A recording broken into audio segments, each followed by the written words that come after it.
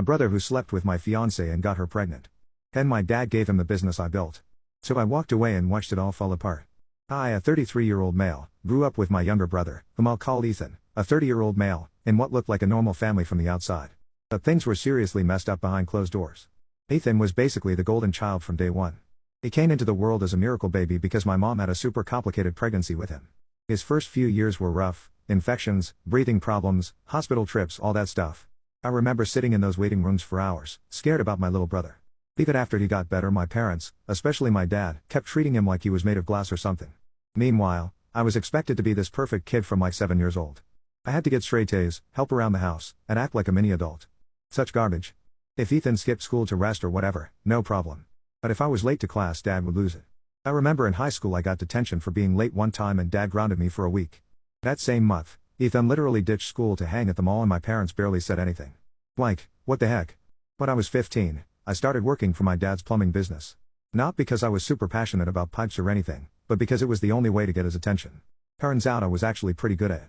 I'd watch my dad on the complicated jobs, stay up late reading manuals, and watch YouTube videos to learn stuff.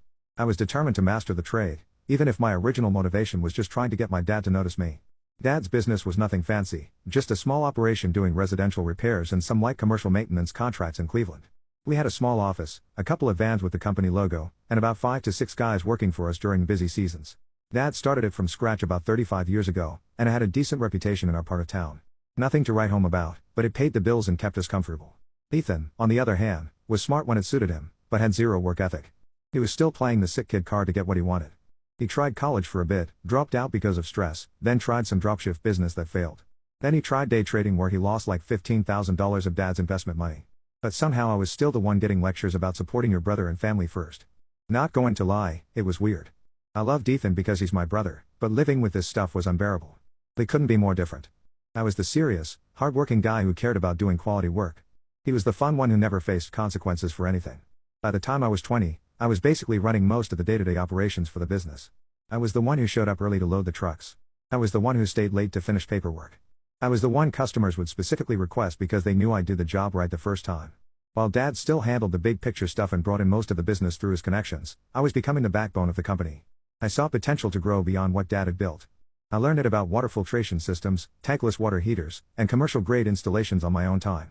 Dad was old school and liked doing things the traditional way, but I pushed to modernize and take on bigger projects. When I suggested we expand into commercial kitchen installations or start offering maintenance contracts to apartment complexes, Dad would nod along but never fully commit. The funny part, even when I landed new clients or nailed big projects, Dad would somehow give Ethan credit.